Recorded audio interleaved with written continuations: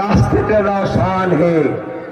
যারা মনে করেছিল কাস্তেটা একটু পুরনো হয়ে গেছে, মূর্ছে ধরে গেছে, তাহলে আমরা বলবো কাস্তেটাকে একটু ভালো করে শান দিয়ে দেবেন, তাতে ধানও দাম পাওয়া যাবে, মানও বাড়বে।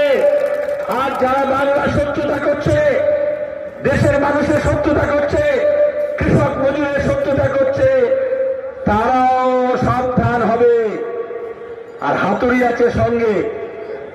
একজন মজুর সে ইট গেঁথে বাড়ি তৈরি করুক, সে একটা সাইকেলের চাকা মেরামত করুক, কয়লা খনিতে কাজ করুক, আর কারখানায় কাজ করুক, হাতে হাতিয়ার যদি হাতুড়ি না থাকে তাহলে তার শ্রম কোনো কাজ দেয় না।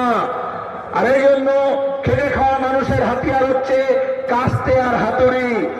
এই দুটোকে মজবুত করতে হবে।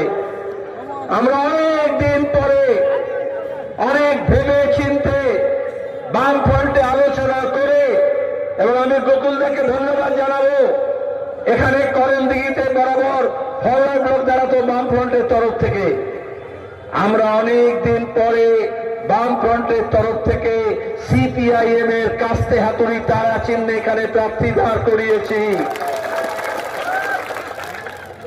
আপনারাই চেয়েছিলেন। আর আমরা অনেক ভেবে চিনতে হাজী শাহাবুদ্দিন ভাইকে এখানে প্রার্থী করেছি।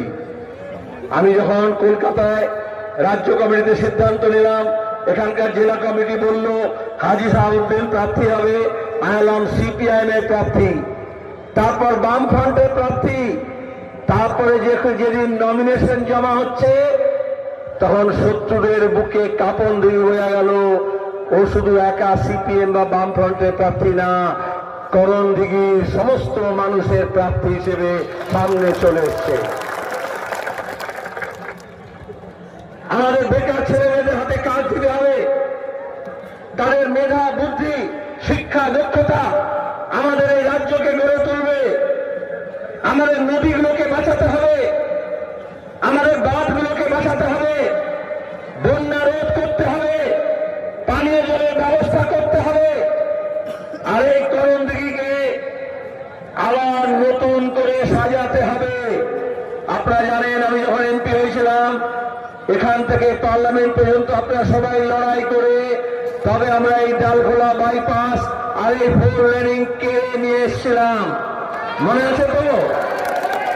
কিন্তু এখনো ভেতরে ভোটর বাড়ি থেকে যে রাস্তায় ঢুকি আমরা, বেঙ্গল টু বেঙ্গল রাস্তা, তার অবস্থা ভালো না। তাহলে ওই রাস্তাটাকে ভালো করতে হবে।